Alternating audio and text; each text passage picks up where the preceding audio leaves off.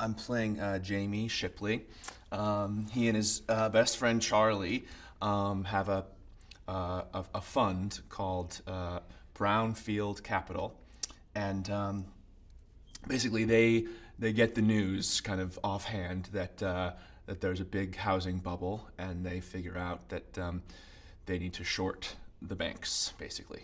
And they solicit our friend Brad Pitt to come in and kind of work out the deals that you need to work out with the banks to make these kinds of deals happen. You know, because we have only $30 million, which in bank language is not enough to be a player at the table. You know, so we're always kind of kicked to the curb. And these real guys actually thought of themselves as, they're self-described iconoclasts and like not Wall Street guys. You know, but and that actually gives them some perspective, I think, on where the market is headed. And you know, that's what they say, is like they like to be able to have some remove so they can see it, because if you're too close to it, you can't really see the big picture.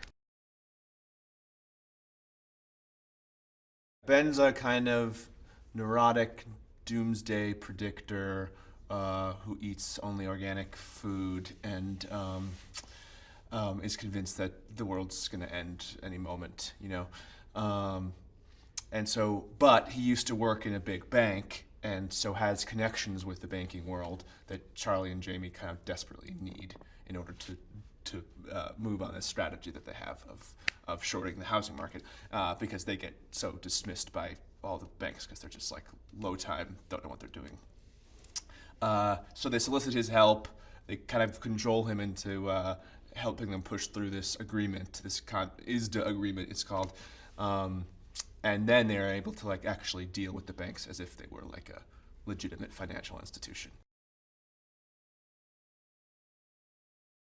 Brad is so awesome to work with. Like, he's so easygoing, and kind of, you get the sense that anything you throw his way, he will roll with and react to and throw you something back really awesome.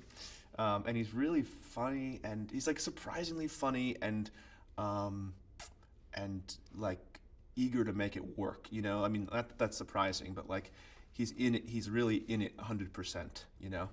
And he was really like very supportive of us, like very complimentary and just easy, cool and easy.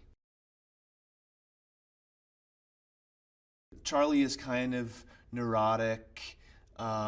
He's a little like bookish almost in the way that Jamie is not. Jamie's sort of actually used to be like more of an athlete, and he's sort of a little more physical. And but Charlie is incredibly intelligent, incredibly smart, and in reality, he kind of was the first to kind of uncover this.